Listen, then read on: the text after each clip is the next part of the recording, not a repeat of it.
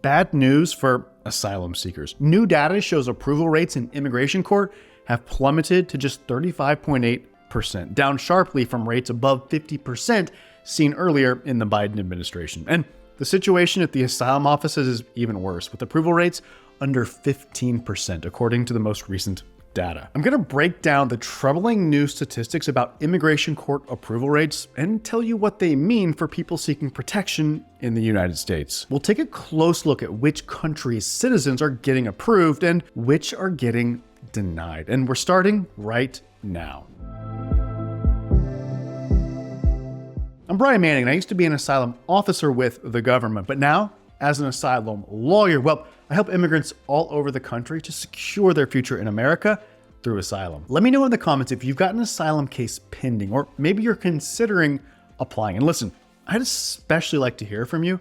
If you've been waiting for an asylum interview with USCIS for multiple years, let me know in the comments how long you've been waiting. Listen, the decline in asylum approval rates in immigration court isn't random. It reflects a calculated move by the Biden administration to appear tough on immigration ahead of the 2024 election. They've implemented policies aimed at speeding up asylum proceedings, which historically leads to more denials. When cases are rushed through the system, asylum seekers often don't have adequate time to gather evidence and prepare their cases properly. The Biden administration also implemented new rules that make it harder for whole classes of asylum seekers to qualify for asylum. And I've got to tell you, this trend is likely just the beginning. With Donald Trump set to take office, well, we can expect these numbers to get much, much worse. His team has already announced plans to eliminate certain bases for asylum. And more broadly, his anti-immigrant stance will create immense pressure on immigration judges to deny more cases. And it will empower those who are already looking for excuses to reject claims, even where doing so is inappropriate under the law. Okay, let's look at which nationalities are having the most and least success in immigration court. Now, note that the data that we're considering is from fiscal year 2024, which covers the period from October 2023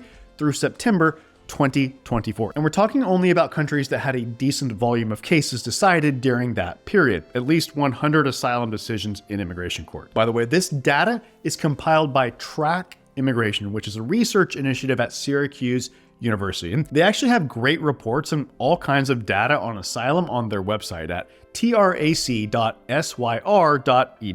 All right, let's start with the people who are having success. The highest approval rates belong to Belarus and Afghanistan, both at 88.4%. This means that nearly 9 out of 10 asylum seekers from these two countries win their cases in immigration court. For Belarus, this high rate reflects political persecution under the authoritarian Lukashenko regime. And for Afghanistan, it's largely due to fears of Taliban persecution, especially for those who worked with Western forces. And at my law firm, we've helped a lot of Afghans who had ties to the US military, often serving as interpreters or working in another capacity for coalition forces. Okay, right behind them is Uganda at 86.4%, followed by Eritrea at 85.3% and Russia at 85.2%. The Russian number is particularly significant because it represents a very large volume of cases, over 4,000 decisions in fiscal year 2024, with more than 3,700 approvals. Now, this high approval rate for Russians likely reflects both the political persecution of opposition figures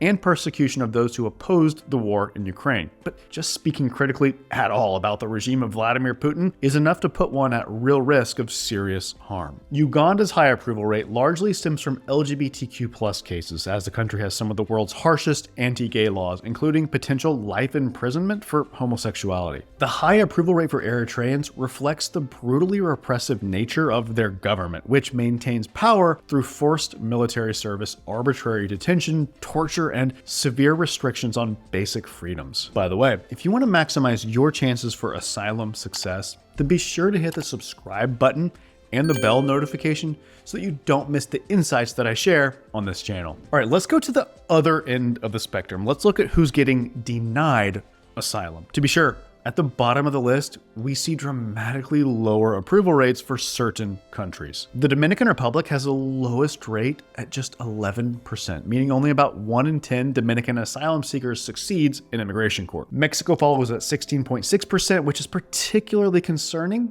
given that Mexico accounts for nearly 5,000 decisions. Now, Colombia, Ecuador, and Brazil all hover a little below 20% approval rate, making up the rest of the bottom 5. This is especially troubling for Colombia, which had over 5,700 decisions, the most of any nationality in the bottom 5 on the list. The low approval rates for these Latin American countries often reflect the difficulty in proving that persecution by gangs, cartels, or guerrilla groups is based on a protected ground under US asylum law. Okay, let's get a sense for the nationalities in the middle in terms of asylum approval rates in immigration court. Now, looking at the middle of the pack, we find Cuba at 51.6%, Vietnam at 51.4%, and Uzbekistan at 49.1%. Now let's see which nationalities had the most cases decided, where the greatest number of asylum seekers in immigration court are coming from. Honduras leads with over 6,200 decisions, but only 29.1% were approved. Colombia, as we touched on earlier, follows with 5,710 cases, but a dismal 19.3% approval rate. El Salvador rounds out the top 3 with more than 5,000 decisions and a 37.3% approval rate. Guatemala and Mexico each saw around 4,800 to 5,000 cases, with approval rates of 38% and 16.6% respectively. These numbers represent thousands of people being denied protection and potentially sent back to very dangerous situations. Other noteworthy asylum approval rates for high-volume countries include Venezuela, 64.5% approval rate out of 4,236 cases. China, 76.6% with 4,126 cases. Nicaragua, 43.7% with 4,794 cases. And India, 65.5% with 3,875 cases. So what conclusions can we draw from these numbers? Well, the data reveals clear regional patterns. Eastern European countries generally see high approval rates. Belarus, Russia, and Kosovo all above 80%. African nations also tend to fare relatively well, with Uganda, Eritrea, and Ethiopia all seeing approval rates above 80%. This likely reflects the relative ease of proving state-sponsored persecution in these countries. Now, in contrast, Latin American countries consistently show lower approval rates. This is particularly true for Central American nations in the so-called Northern Triangle, Guatemala, El Salvador, and Honduras, where approval rates range from about 29% to 38%. These cases often involve complex forms of persecution by non-state actors, which can be more challenging to prove. Listen, the overall trend is deeply concerning, and I've got to emphasize, this is almost certainly going to get much worse when Trump returns to office. His administration is already planning sweeping changes to restrict asylum eligibility and speed up deportations. They've specifically targeted asylum based on gang violence and domestic abuse, and they're looking to make it harder for really everyone to qualify for asylum. The approval rates we're seeing now, as low as they are, could seem high compared to what's coming.